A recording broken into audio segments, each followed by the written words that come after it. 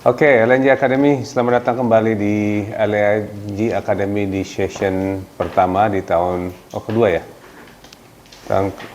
Kemarin kita belajar the killer tools ya. Sekarang kita lanjutkan pelajaran kita lebih mengarah kepada produk asuransi atau kepada produk yang kita tawarkan yang kepada klien-klien kita. Nah, kali ini kita akan belajar tentang jenis-jenis asuransi yang diperlukan oleh setiap proyek konstruksi. Nah, kita tahu negara dimanapun, negara berkembang, negara yang maju sekalipun, selalu ada pekerjaan konstruksi. Konstruksi itu adalah proses pembangunan gedung baru, sarana-sarana baru, fasilitas baru, jalan tol baru, pelabuhan baru, gedung-gedung baru, perkantoran baru. Itu selalu ada, karena itu termasuk salah satu dari strategi negara-negara untuk menghidupkan ekonominya. Pertama memang dibutuhkan, kedua juga dengan adanya proyek-proyek itu maka kehidupan ekonomi menjadi hidup. Makanya salah satu pendorong ekonomi itu dari 4 yang mungkin minggu lalu saya sampaikan, yaitu pertama adalah kebijaksanaan pemerintah dalam pembangunan, kemudian adanya investasi-investasi. Nah, di dalam setiap proyek itu selalu ada kebutuhan asuransi. Artinya setiap proyek itu pasti memerlukan jaminan asuransi. Nah, hari ini kita akan bahas hal itu secara lebih mendalam. Pertama, setiap proyek itu memerlukan kontrak. Di proyek konstruksi itu memerlukan kontrak. Karena pada umumnya tidak ada orang yang membangun sendiri fasilitas atau pabrik atau bangunan yang ingin dia punyai. Selalu memerlukan pihak ketiga untuk melakukan pembangunannya. Nah, pihak ketiga ini disebut namanya kontraktor. Kontraktor itu adalah spesialis perusahaan atau perusahaan yang khusus mempunyai kemampuan untuk membangun bangunan, infrastruktur ataupun sesuai dengan kebutuhan dari masyarakat atau pihak atau perusahaan yang membutuhkan. Nah, mereka disebutnya kontraktor. Pekerjaannya disebut namanya construction atau konstruksi. Nah, ada beberapa pihak di dalam pekerjaan konstruksi ini.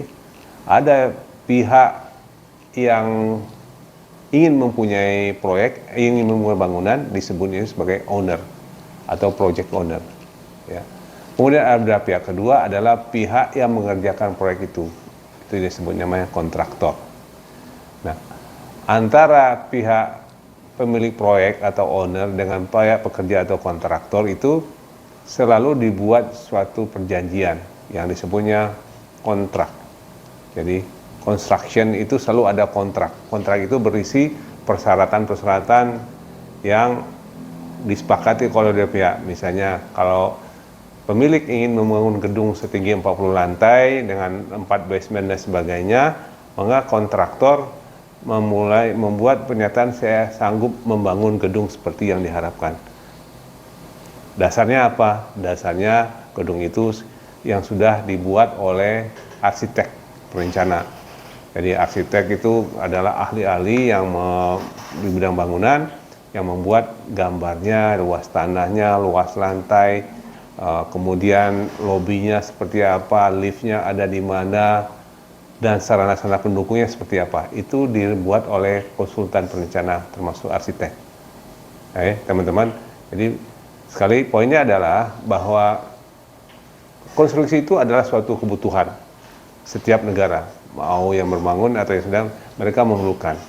Nah, konstruksi itu tidak dibangun sendiri oleh pemiliknya, tapi memerlukan jasa perusahaan konstruktor atau kontraktor. Nah, untuk itu dibuat namanya perjanjian atau kontrak. Jadi, saya rasa kalau bagian EPC sangat familiar, mana kontraknya? Mana dasarnya apa? Kontraknya sepertinya, bunyinya seperti apa? Dan itu pasti, ya, selalu seperti itu. Nah, asuransi ada di dalam persyaratan kontrak itu, ya. Saya tidak hampir semua, mungkin 90% di dalam kontrak konstruksi selalu mensyaratkan asuransi. Dulu mungkin belum sebanyak, tapi sekarang semakin tinggi pengetahuan orang dan kesadaran orang tentang hukum, tentang risiko, maka dapat dipastikan di dalam kontrak itu selalu ada asuransi. Nah, sebagai pengalaman saya, dulu yang paling lengkap persyaratan di dalam kontrak itu yang ada asuransinya adalah kontrak-kontrak di bidang migas, minyak dan gas. Itu mereka udah mengacu kepada, saya lupa istilahnya, selalu sudah ada di dalam kontrak itu. Ada insurance to be arranged by the owner atau insurance to be arranged by contractor. Sudah ada persyaratan di dalam situ, ya. Nah, belakangan juga PLN saya rasa juga sudah punya standar seperti itu. Ingat, di dalam ada bagian legal, bagian hukum dalam setiap perusahaan itu yang menyarankan kalau kontraknya harus ada seperti ini. Nah, setelah itu yang disarankan bagian hukum selalu misalnya adalah tentang adanya persyaratan tentang jaminan dan asuransi.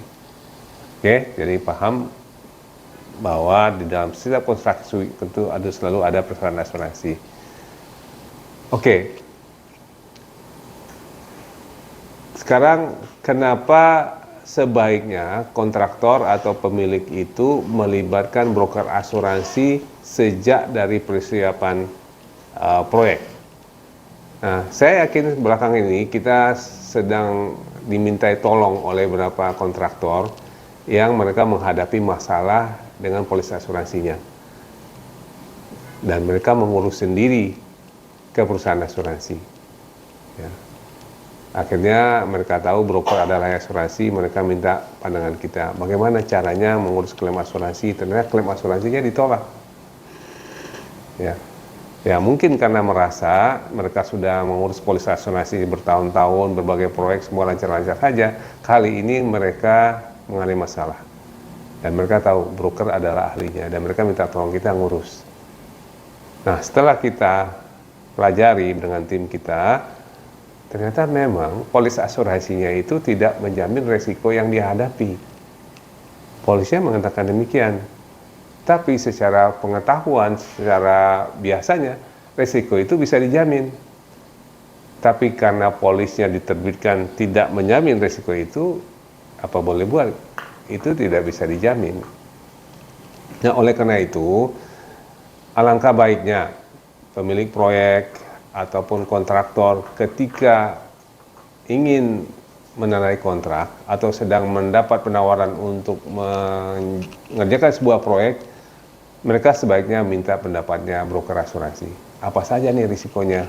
Saya polisnya harusnya seperti apa? Apa ya supaya nanti kalau ada klaim polisnya menjamin. Ya. Terus sekalian juga sebenarnya broker asuransi juga bisa membantu mereka untuk menghitung berapa biaya preminya. Nah, ini juga sering terjadi. Banyak kontraktor-kontraktor karena mereka hitung sendiri biaya premi asuransinya. Nah, akhirnya mereka menang. Ketika mereka mencari asuransinya, biaya preminya ternyata lebih tinggi dari yang mereka anggarkan. Nah, karena preminya lebih tinggi, akhirnya mereka terpaksa membeli polis asuransi dengan anggaran mereka itu, tapi jaminannya terbatas. Risiko sendirinya misalnya itu sangat penting, itu tinggi sekali. Atau banyak batasan-batasan yang akhirnya menyebabkan jamin asuransinya tidak maksimal. Nah, jika mereka meminta pendapat dari broker asuransi ketika mereka mengajukan atau sebelum mereka mengajukan penawaran, maka kesulitan ini tidak akan terjadi. Mereka akan dapat jaminan asuransi yang sesuai dengan proyek itu, kemudian dengan perkiraan biaya yang lebih kurang tidak melenceng dari anggaran yang mereka. Oke, jadi teman-teman, jadi kita harus bisa menjelaskan kepada klien-klien kita, broker kita, Pak, sebaiknya kalau Bapak ada proyek-proyek, kasih idenya ke kami, nanti kami berikan masukan-masukan seperti apa jaminan asuransi yang pas untuk proyek seperti ini. Oke, next. Oke, sebagai broker dan konsultan, kita juga harus paham risiko-risiko apa saja yang dapat mengganggu, yang dapat merusak, yang dapat menggagalkan sebuah proyek konstruksi. Ya, sebenarnya banyak sekali hal-hal yang bisa terjadi. Ya, ada yang sifatnya non teknis, ada yang sifat karena teknis, ada yang sifatnya karena bencana alam. Ya. Yang non teknis atau secara teknis itu bisa terjadi misalnya kecelakaan proyek itu karena kesalahan desain. Ingat, ketika proyek itu dibuat sebelum kontraktor memutuskan, sudah ada pihak pemilik sebenarnya sudah hire atau berkontrak dengan namanya arsitek atau konsultan perencana. Saya akan bangun 40 lantai, tanah saya luasnya sekitar 2000 meter atau 2 hektar, tolong dibuatkan gedung, dirancang 40 lantai, akhirnya dibuat. Nah, akhirnya dikontrak. Nah, ternyata setelah dibangun, dicoba desainnya dibuat oleh kontraktor, ternyata nggak sesuai. Akhirnya gagal proyek itu. Ya, tidak sesuai dengan itu. Itu sebenarnya namanya kesalahan dari konsultan. Oke. Nah, kesalahan lain adalah kecelakaan yang lain yang bisa terjadi adalah kerugian yang bisa terjadi adalah ketika proyek sudah mulai. Jadi teman-teman, di dalam setiap proyek itu ada namanya schedule-nya, ada construction period. Dalam kontrak itu pasti ada misalnya 12 bulan sejak hari ini tanggal 17 Januari sampai 17 Januari 2024 misalnya. Itu 12 bulan. Sudah ada. Nah, jaminan asuransi atau kecelakaan itu berlaku sejak ditandatangani kontrak sampai selesainya proyek. Nah, selesai proyek itu istilahnya disebutnya handover. Kalau di dalam pembangkit listrik namanya COD, Commercial Operation Date. Jadi selama masa itu katakan bisa 12 bulan, bisa 18 bulan, bisa 24 bulan, 36 atau lebih kurang dari 12 bulan. Itu tergantung dari perhitungan antara kontraktor dengan pemilik. Nah, selama masa konstruksi itu, selama 12 bulan katakan, maka banyak sekali risiko yang bisa dapat terjadi. Awal-awal ketika lokasinya disiapkan, namanya site preparation. Jadi proyek itu kan menempatkan 1000 meter, 2000, 5000 meter, itu dipagar ya. Kalau kita suka lihat, ada di pagar seng sekarang pakai bergeladur itu di dalamnya sedang dilakukan persiapan pekerjaan namanya site preparation. Nah, kecelakaan di situ sudah mulai bisa terjadi karena pada saat menggali ada orang yang lewat tiba-tiba kejebur di situ, atau alat konstruksinya keluar masuk bisa menyebabkan kerusakan, cedera pada orang, pada kendaraan. Itu risiko-risiko awal. Nah, kemudian mereka langsung sudah bekerja, biasanya pekerjaannya itu adalah pembuatan fondasi, menggali fondasi. Ya, itu perlu waktu berapa lama. Pada saat menggali fondasi itu banyak juga potensi pekerjaan kecelakaan yang bisa terjadi. Bisa longsor, bisa komplain dari kiri kanan dari tetangga karena ada getaran, karena airnya jadi berkurang dan sebagainya. Nah, terus misalnya lanjut lagi pekerjaan itu mulai namanya bangun lantai 1, 2, sampai 40. Itu namanya pekerjaan struktur. Jadi bangun tiang-tiang, nah pekerjaan struktur itu 40 ya makin banyak, itu pekerjaan struktur. Kemudian kalau strukturnya sudah selesai, dipasang mesin-mesin. Namanya pekerjaan ME. Saya rasa harus paham di IPC. ME, Mechanical Electrical. Apa itu Mechanical Electrical?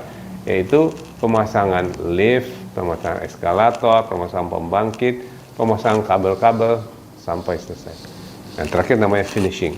Finishing work itu ada lagi yang masang kacanya, yang masang hiasan di atas. Nah, selama proses itu banyak kecelakaan. Kecelakaannya bisa disebutnya karena construction work, karena proses pekerjaannya. Pekerjaannya itu bisa karena crane yang digunakan itu nyenggol bangunan pekerjaan struktur yang belum kering, akhirnya ambruk. atau terjadi kebakaran karena adanya bahan bakar, bahan yang mudah terbakar, atau terjadi pencurian, pembongkaran, tabrakan sesama alat, dan sebagainya. Tetapi ada resiko yang luar kendali, misalnya bencana alam. Terjadi gempa bumi, lagi bangun, tiba-tiba terjadi gempa bumi, ini belum kering, belum basah, belum pada kencang, jadi rusak. Atau terjadi banjir, bahan-bahan baku, bahan-bahan yang disimpan di proyek itu tersapu oleh banjir, atau terjadi tanah longsor. Tanah longsor ini biasanya terjadi di pekerjaan-pekerjaan basah atau wet risk biasanya, pekerjaan bangunan, jembatan, bendungan, atau pekerjaan di jeti. Jadi teman-teman, banyak sekali kecelakaan yang dapat terjadi selama masa konstruksi, baik terhadap proyek itu sendiri dan maupun juga terhadap lingkungannya atau pihak ketiga, atau yang disebutnya third party liability. Third party liability atau yang maksudnya adalah pihak-pihak di luar pemilik, di luar kontraktor yang mengalami kerugian, misalnya tetangga kiri kanan. Katakan di kantor kita ini depan sebelah kanan ada proyek pembangunan, tiba-tiba proyek itu rubuh kenain kita disebutnya third party, dan kita bisa nuntut ke mereka karena mereka harus bertanggung jawab karena pekerjaan mereka. Oke. Yaitu risiko-risiko yang dapat terjadi dari sebuah pekerjaan proyek konstruksi. Oke. Nah, kenapa sebuah proyek itu perlu manajemen risiko yang baik? Ya. Tadi di bagian sebelumnya sudah sampaikan, sebaiknya pemilik proyek maupun kontraktor itu meminta pendapat broker asuransi sebagai ahli asuransi pada saat mereka sedang mempersiapkan proyek ini. Ya. Tujuannya adalah untuk supaya dibuat manajemen risikonya. Misalnya, kalau modelnya seperti ini, desain seperti ini, secara umum ini risikonya seperti ini.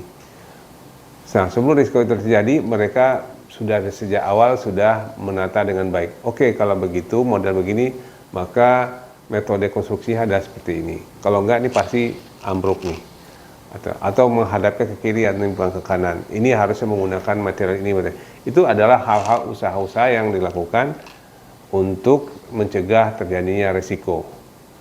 Nah, broker asuransi yang sudah berpengalaman di dalam bidang kecelakaan dan risiko khususnya konstruksi juga bisa memberikan masukan. Ini kita di proyek yang sama, di proyek sejenis ini tapi di lokasi lain itu pernah terjadi kecelakaan seperti ini. Kalau model seperti ini, kita sarankan supaya diatasinya seperti ini. Nah, kalau semua itu sudah dipertimbangkan oleh pemilik proyek, maka sebagai konsultan dan broker asuransi lalu memberikan saran. Kalau begitu, untuk risiko-risiko yang di luar kendali, yang sudah di luar yang sudah dipersiapkan, itu perlu dilindungi dengan asuransi seperti ini. Jaminannya seperti ini. Ya, ada construction erection all risk. Nah, perlu diketahui bahwa polis asuransi construction all risk, erection all risk itu tidak standar. Jadi banyak yang merasa, oke, saya beli asuransi construction atau saya beli asuransi pasti isinya sama seperti ini. Tidak. Polis asuransi itu bisa customize, bisa disesuaikan, dirancang sesuai dengan karakter risikonya. Misalnya kalau proyeknya adalah proyek jalan raya, civil work, asuransinya seperti ini. Kalau proyeknya pembangunan pembangunan pembangkit listrik atau gas processing plant, beda polis asuransinya. Judulnya sama. Nah, yang tahu persis itu adalah broker dan konsultan asuransi yang berpengalaman. Jadi teman-teman, itulah pentingnya manajemen risiko proyek itu dilibatkan sejak awal. Jadi hal-hal yang bisa diatasi oleh kontraktor maupun owner sudah diantisipasi, kemudian hal-hal yang di luar kendali sudah diatur di asuransi, dijamin dalam asuransinya. Oke, ini 9 jenis asuransi yang diperlukan oleh sebuah proyek. Ya. Yang pertama adalah asuransi professional indemnity atau PI atau professional liability atau professional. Apa itu professional indemnity atau professional liability insurance? Yaitu jaminan bagi para konsultan, arsitek, quantity surveyor, broker asuransi seperti kita, dan semua konsultan-konsultan itu atas kerugian yang mereka timbulkan akibat kesalahan dan kelalaian yang mereka buat ketika memberikan masukan konsultan. Misalnya arsitek, tadi gedung bangun 40 lantai dengan kekuatan sekian, dihitung oleh mereka bahwa materialnya besinya dengan standar seperti ini, kemudian dayanya seperti ini. Ternyata begitu sudah dikerjakan sesuai yang mereka buat gambar itu, ternyata tidak bisa menghasilkan atau mendapatkan kualitas seperti yang mereka rancangkan itu. Nah, akibatnya pemilik mengalami kerugian karena harusnya misalnya dayanya tampung menampat 1000 orang, ini 600 saja sudah nggak muat misalnya, berarti ada 400 dan sebagainya ya. Dan itu hal-hal lain. Nah, asuransi professional indemnity atau professional liability itu bisa menjamin kesalahan dan kelalaian yang dilakukan oleh konsultan-konsultan tadi, mengganti jika terbukti memang mereka lalai dan salah.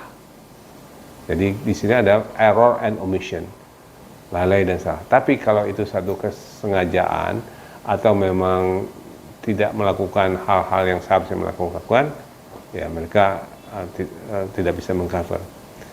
Nah, sebagai contoh misalnya ini di arsitek di tempat lain adalah yang saya juga lagi bikin tulisannya sudah dimuat besok di Liga. Dokter misalnya, dokter ahli bedah, misalnya seorang dokter bedah membedah pasiennya, setelah dia melakukan pasiennya, kemudian pasiennya mengeluh, aduh kok saya nggak sembuh-sembuh, kok masih berdarah-darah terus, ini saya nggak bisa kerja, benar-benar. Ternyata setelah diperiksa, ada gunting di dalamnya, ada kain kasar di dalam tubuhnya, yang lupa, yang lalai tidak diangkat. Itu yang membuatkan infeksi dan guntingnya sudah berkarat dan akhirnya dioperasi lagi ya. Nah, si dokter bisa dituntut oleh pasiennya karena lalai. Nah, itu namanya termasuk kalau di asuransi kesehatan namanya malpractice, tapi dengan professional liability itu termasuk yang dijamin. Nanti kita juga jualan asuransi itu. Nah, terakhir contohnya adalah kita broker asuransi. Kan kita sebagai konsultan juga. Jadi itu bedanya broker sama agen. Jadi kalau orang bilang, oh sama broker sama, tidak. Broker asuransi diwajibkan oleh OJK untuk mempunyai polis professional indemnity atau professional liability ini. Gunanya adalah jika kita sebagai konsultan salah memberi advice, masukan sehingga nasabah kita dirugikan yang sebenarnya harus bisa diklaim tapi bisa tidak diklaim, maka kita bisa dituntut. Nah, tuntutannya itu bisa dijamin oleh asuransi professional liability. Kita punya asuransi ini. Bahkan salah satu persyaratan yang ditetap OJK sejak 15 tahun yang lalu bahwa setiap perusahaan asuransi, broker asuransi harus mempunyai polis professional indemnity, dan kita punya. Nah, tapi saya rasa kita kemarin 2 minggu lalu, 3 minggu lalu menemukan juga ternyata banyak juga lembaga-lembaga lain, pemerintah, ahli-ahli profesi lain juga sudah mensyaratkan adanya asuransi professional liability ini. Jadi konsultan kemarin kita konsultan tenaga kerja misalnya, travel dan sebagainya juga disyaratkan di akreditasi nasional, komite akreditasi dan sebagainya. Jadi teman-teman, professional liability itu penting untuk proyek konstruksi. Jadi seharusnya pemilik proyek juga mensyaratkan bahwa setiap konsultan yang mereka rekrut itu harus mempunyai polis asuransi profesional indemnity. Dan ini sudah ada di dalam undang-undang dalam konstruksi persyaratan konsultan indemnity ini. Ya, tinggal sekarang bagaimana pemilik proyek konsisten dengan syarat-syarat ini. Oke. Kalau gambar proyek yang sudah selesai dan mereka sudah mulai. Jadi mungkin kita pahami dulu proses administrasi kerjaan konstruksi. Yang pertama, pemilik yang punya keinginan membangun itu mereka mengundang para konsultan. Kemudian kalau konsultannya sudah dapat, gambarnya sudah dibuat, semua anggarannya kemudian sudah dibuat, sudah ada anggarannya. Katakan kembali ke gedung yang 40 lantai tadi, anggarannya ada $40 juta atau sekitar 600 miliar misalnya. Sudah ada juga pihak pembiayaannya yang jadi yang akan membiayai atau dana dari pemilik sendiri. Jadi dananya sudah ada, gambarnya sudah ada, sekarang siapa yang mau mengerjakan? Nah, untuk memilih siapa yang mau mengerjakan atau kontraktor yang akan mengerjakan, maka lazimnya itu dipilih melalui proses tender. Apa itu tender? Adalah mengundang beberapa kontraktor yang berminat dan menawarkan harganya. Dan kewajiban pemilik proyek adalah ini loh, saya mau bawa gedung seperti ini, gambarnya dikasih, speknya dikasih. Nanti kontraktornya menghitung dan datang menawarkan penawaran. Nah, resminya itu dalam bentuk tender. Jadi tender itu, saya rasa EPC lebih paham mengenai itu. Jadi mereka akan dapat namanya TOR, Term of Reference disebutnya, mereka menawarkan. Nah, untuk memilih yang terbaik, baik dari segi harga maupun kualitas pekerjaannya, pemilik mengundang beberapa kontraktor dan di tender. Tender itu dibandingkan, katakan ada 5 kontraktor yang masuk, ada 7, ada 10, semua mengajukan penawaran A, B, C, dan C. Lalu dinilai ini harganya masuk, ini speknya nggak masuk, ini semuanya, akhirnya dipilih salah satu. Ya. Nah, salah satu persyaratan yang diminta, yang harusnya pemilik proyek minta adalah namanya jaminan tender. Apa itu jaminan tender? Adalah jika peserta tender ini sudah dinyatakan menang sebagai pemenangnya, tapi dia mundur dan tidak mau melaksanakan proyek itu.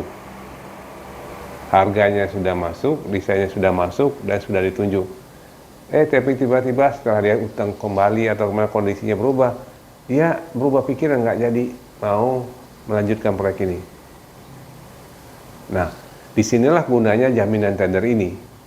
Karena kalau nggak jadi itu, jadi pemilik dirugikan. Udah rugi waktu menenderkan, udah undang semua-semua.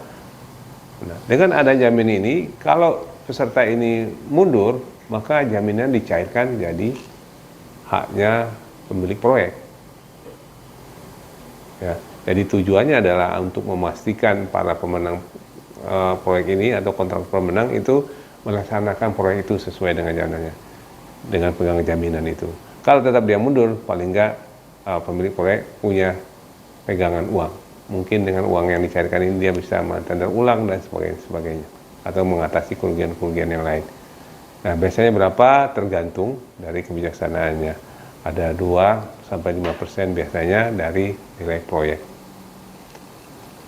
Oke. Kemudian yang ketiga, jaminan asuransi yang diperlukan untuk sebuah proyek adalah jaminan pelaksanaan atau bank garansi. Apa itu jaminan pelaksanaan dan atau bank garansi? Adalah kontraktor yang sudah dinyatakan menang tadi, dia sudah sanggup untuk memulai pekerjaan, maka untuk memastikan bahwa kontraktor ini bekerja sesuai dengan kontrak, sesuai dengan jadwal, dan menyelesaikan proyek, maka dia harus menyerahkan jaminan berupa bank atau jaminan dari asuransi atau surety. Ya. Jadi untuk mengikat kontraktor itu mau bekerja sesuai dengan kontrak, maka dia dipegangi jaminannya. Sama seperti jaminan pelaksanaan tender tadi, kalau dia mundur tidak mau menyelesaikan, maka jaminannya dicairkan. Dan biasanya jaminan itu lebih besar dari jaminan tender, bisa 5%, bisa 10%. Jadi kalau mereka akan mengundurkan, mereka akan berpikir-pikir, wah 5% dari nilai katakan proyeknya 500 miliar, wow, 5 kali kan, hampir 10 miliar mereka harus kehilangan uang. kalau mereka nggak benar-benar serius, ya. Bagaimana caranya jaminan pelaksanaan ini, termasuk juga Bidban itu, mendapatkannya? Secara umum yang sering dilakukan dikenal orang adalah bank garansi. Bank garansi itu mereka pergi ke bank, bank akan menerapkan jaminan bank garansi.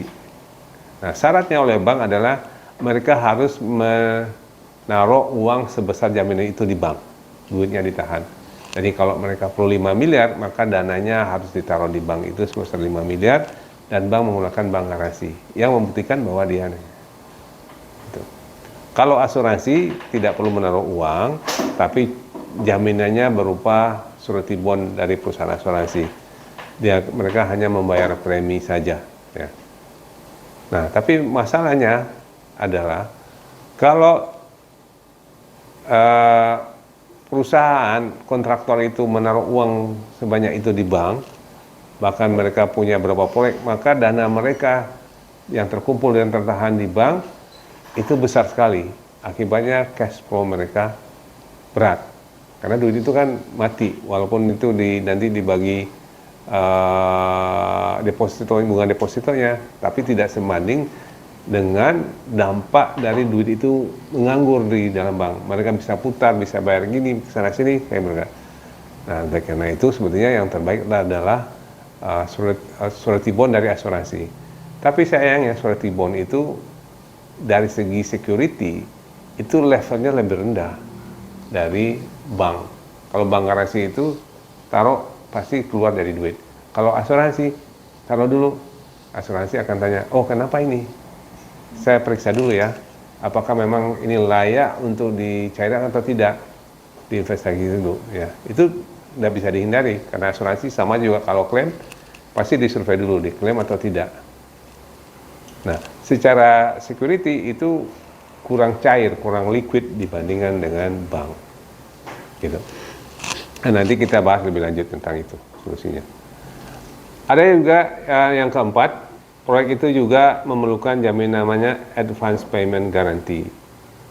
Jadi advance payment ini atau jaminan uang muka, ada beberapa kontrak, tidak semua kontrak itu juga memberikan fasilitas uang muka. Ya, uang muka itu adalah modal yang dikeluarkan oleh pemilik proyek terlebih dahulu di muka supaya kontraktor bisa bekerja.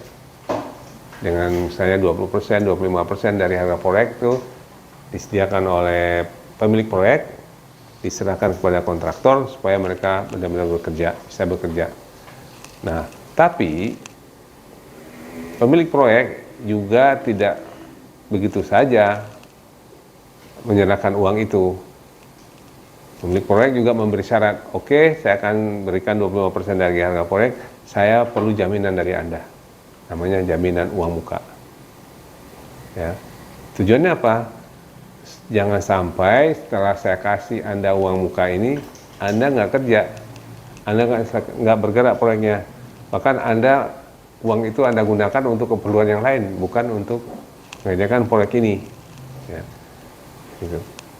Maka disebut advance payment. Ya. Itu pun jaminan itu bisa diterbitkan oleh bank ataupun oleh asuransi. Oke. Nah, lebih lanjut kita bicara tentang jaminan yang tadi. Kalau bank garansi, salah satu syaratnya adalah dana Anda ditahan, dana kontraktor itu ditahan. Pada umumnya sebesar dari 5 jaminan. Kalau 1 miliar ditaruh 1 miliar, ditahan sampai proyek itu selesai. Kalau dari 10 miliar, maka dana Anda 10 miliar ditahan sampai proyek selesai, bisa 24 bulan. Sekali lagi, masalahnya adalah likuiditas atau cash flow. Nah, sekarang ada cara solusinya, yaitu dengan menerbitkan namanya kontrabank garansi. Kontrabank garansi ini adalah kerjasama antara bank sebagai penerbit dengan perusahaan asuransi sebagai penjamin.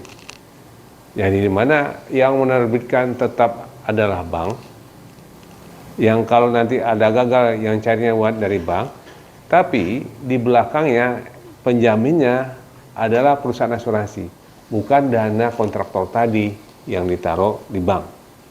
Jadi perusahaan asuransi yang menjamin. Jadi kalau misalnya gagal, bank akan mencairkan, memberikan kepada owner, kemudian bank akan mengejar asuransi, bukan ini terlebih dulu kepada ini. Nanti asuransi yang akan mengejar kepada prinsipal atau kontraktor, ya. Nah, ini secara cash flow pasti lebih menarik. Kenapa? Karena kontraktor tidak harus menaruh uangnya sebesar itu semua di bank. Tapi ada biayanya, yaitu biaya bank, provisi bank, dan biaya premi asuransi. Nah, tapi biasanya kalau dihitung-hitung, pasti tetap lebih menguntungkan mereka keluarkan uang bayar premi sama bayar fee-nya bank daripada dana mereka ditahan sebanyak itu. Nah, tapi saya nggak mudah untuk mengurus ini. Oleh karena itu, sebaiknya mereka menggunakan jasa broker asuransi yang berpengalaman di bidang ini. Nah, kenapa broker asuransi? Ya, pertama resmi dari OJK. Kedua, kalau misalnya terjadi kegagalan asuransi, ada polis PI-nya, professional indemnity. Sedangkan melalui yang lain, misalnya agen, itu pasti nggak ada professional indemnity. Kalau gagal mereka hilang, ya hilang aja. Kalau asuransi, ada lembaganya, ada perusahaannya, ada modalnya, kalaupun bisa gagal. Oleh karena ini makanya sekarang banyak orang yang beralih dari agen-agen yang selama ini rajin itu pindah ke broker yang resmi. Karena adanya jaminan. Pertanyaannya gini, kenapa Anda tetap diminta oleh kontraktor, pada pemilik itu mereka kenal, proyeknya sudah berapa. Tapi kenapa setiap ada kontrak selalu diminta jaminan. Okay. Padahal Pak, kan kita udah kenal, ini proyek yang keempat loh, kita ini, Bapak masih nggak percaya sama saya ada jaminan. Oh enggak Pak, ini walaupun gimana, ini persyaratannya. Nah, seharusnya kontraktor juga demikian ketika meminta jaminan surety bond kepada agen atau broker. Oke, memang kita udah berapa kali dengan Anda, tapi saya akan lebih aman kalau Anda juga buktikan bahwa Anda punya polis professionality. Kalau apa-apa kan saya pegang. Nah, itu kenapa belakang ini semakin banyak orang menggunakan jasa broker asuransi untuk surety bond, bank garansi yang untuk perusahaan-perusahaan. Oke, next. Yang kelima, yang dibutuhkan dari setiap proyek adalah asuransi construction, erection, or risk, and third party liability insurance, CA, IA, TPL insurance, ya.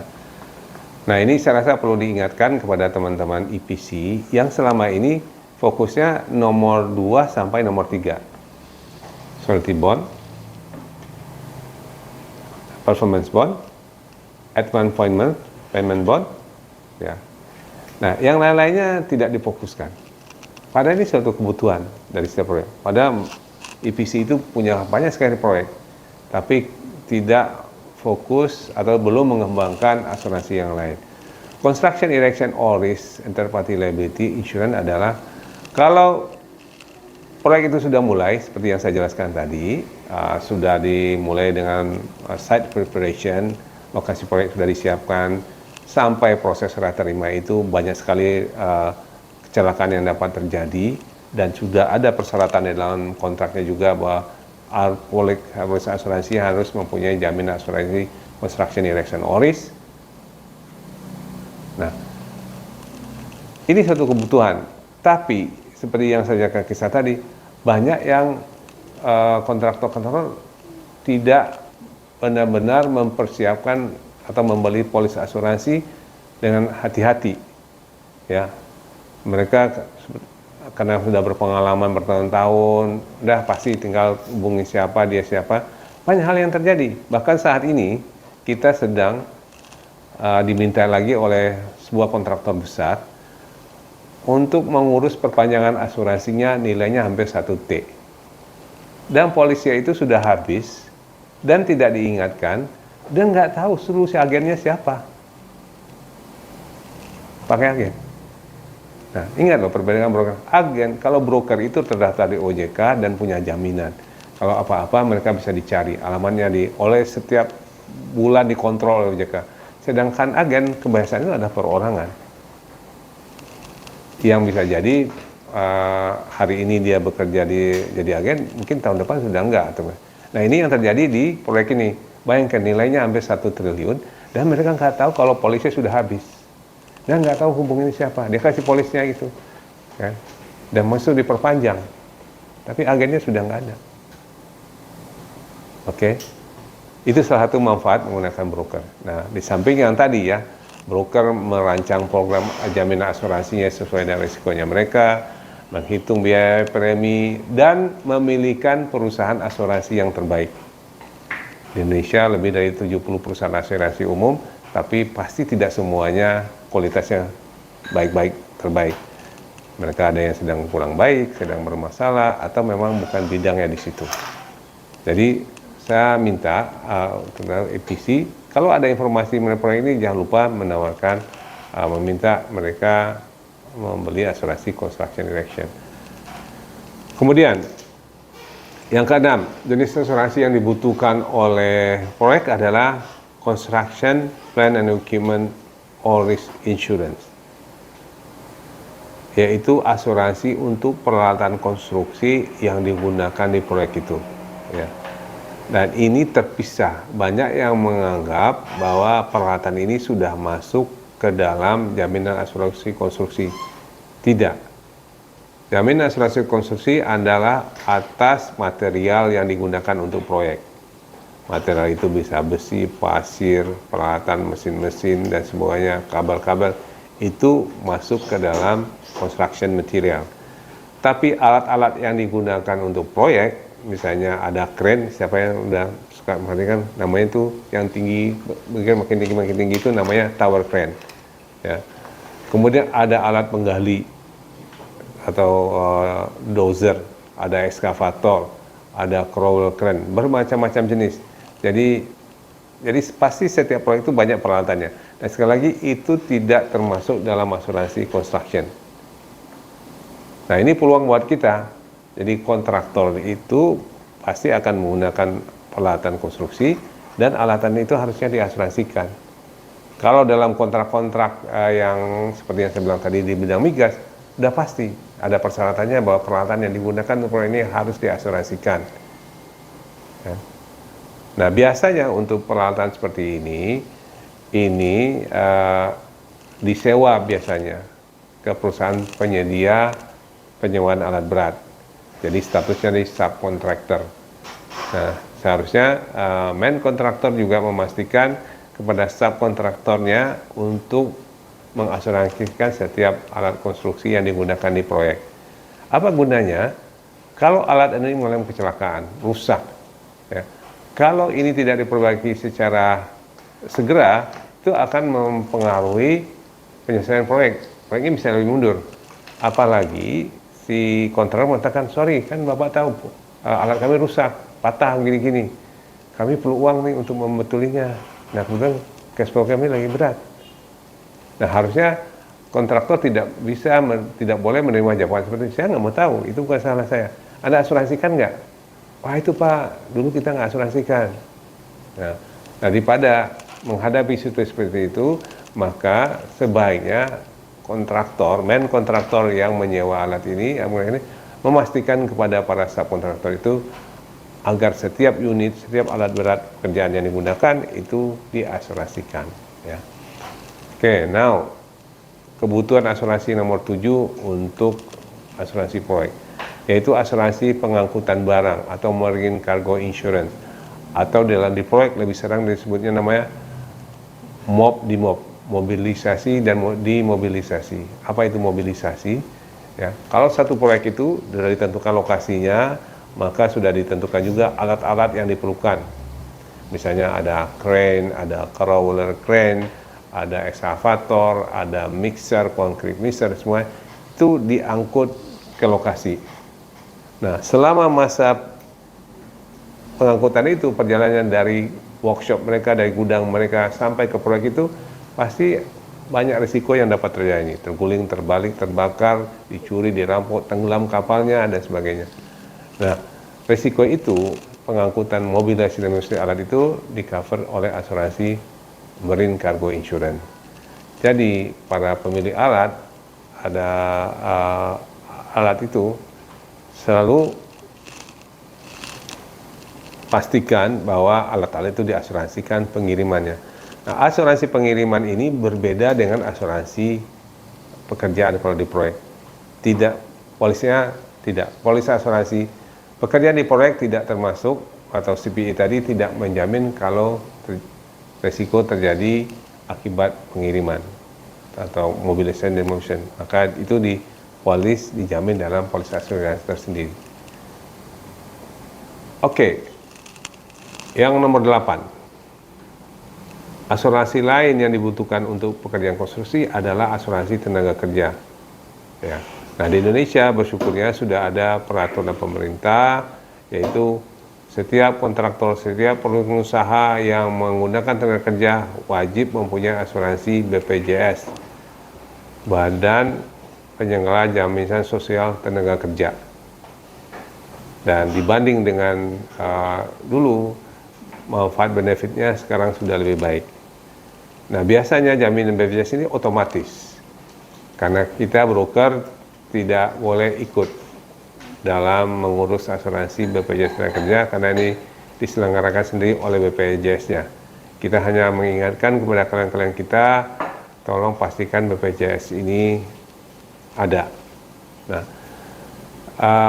tapi kita juga sarankan, walaupun jaminan BPJS itu sekarang sudah lebih baik, kalau nggak salah sampai 36 kali gaji untuk meninggal dunia dan cedera, tapi alangkah baiknya kontraktor atau pemilik menambah lagi jaminan itu.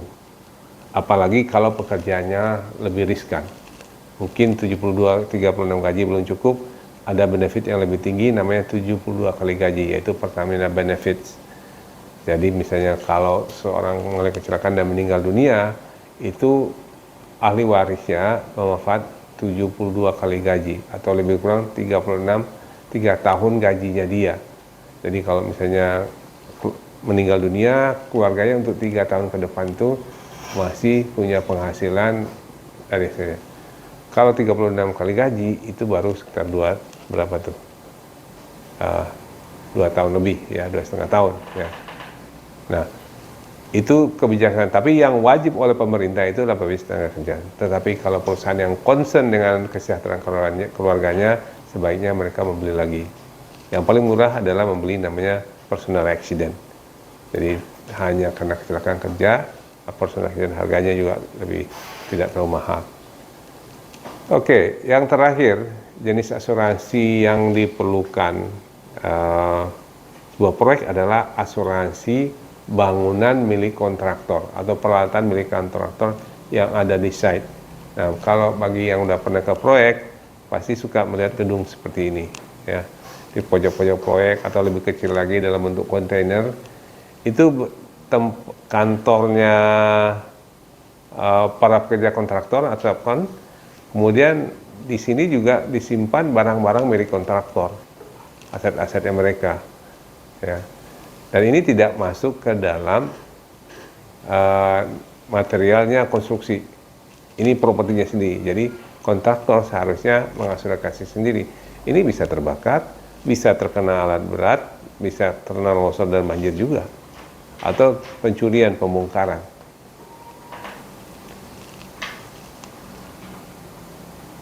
Oke, ini demikian 9 jenis asuransi yang diperlukan oleh sebuah proyek. Ya, kesimpulannya bahwa proyek itu selalu ada karena memang itu satu kebutuhan. Karena bangunan yang lama sudah usang, bangunan yang baru diperlukan, sarana yang usang tidak memadai dibuat bangunan baru, dan selain itu juga adalah strategi yang dijalankan oleh pemerintah untuk menghidupkan ekonomi, yaitu dalam bentuk investasi dan bentuk pembangunan. Nah, dalam setiap kontrak, dalam setiap proyek-proyek itu selalu ada kontrak. Dan dalam kontrak itu selalu ada kebutuhan asuransi atau hal-hal yang berkaitan dengan asuransi. Nah, asuransi yang diperlukan ada berupa jaminan dan asuransi. Jumlahnya ada 9 lebih kurang. Mungkin ada beberapa lain, tapi nah, ini peluang besar buat kita. Ya. Jadi kalau selama kita ini hanya fokus di nomor 1 sampai 3, itu berarti masih ada 6 jenis asuransi lain yang belum kita kembangkan. Ya, kalau kita di LNG seharusnya GID bekerja sama dengan FAD, karena FAD memang saya tahu kalau sudah mengurus surat timbang garansi dana itu waktunya sudah tuntas di situ. Padahal pada saat memproses jaminan bid bond permohonan itu hubungannya lebih intens sekali, dekat sekali. Karena posisinya beda. Kalau GID itu dikejar-kejar nasabah. Kalau udah kebuka dia kejar-kejar. Udah bisa terbit belum? Kapan bisa terbitnya? Harusnya gini ya, harus gini. Pak kurang ini, oke saya. Berbeda dengan GID yang kebalikan. Pak udah bisa disetujui belum? Ya Ica kemarin tanya, gimana tekniknya supaya mereka closing? Kalau di FAD nggak ada teknik itu. Mereka justru dikejar-kejar, nggak bisa tidur, tengah-tengah malam ditelepon, kapan bisa terbit? Besok bisa terbit nggak? Gitu. Ya. Jadi kalau keduanya ini digabungkan, maka itu sinerginya luar biasa, potensinya besar. Ya. Demikian.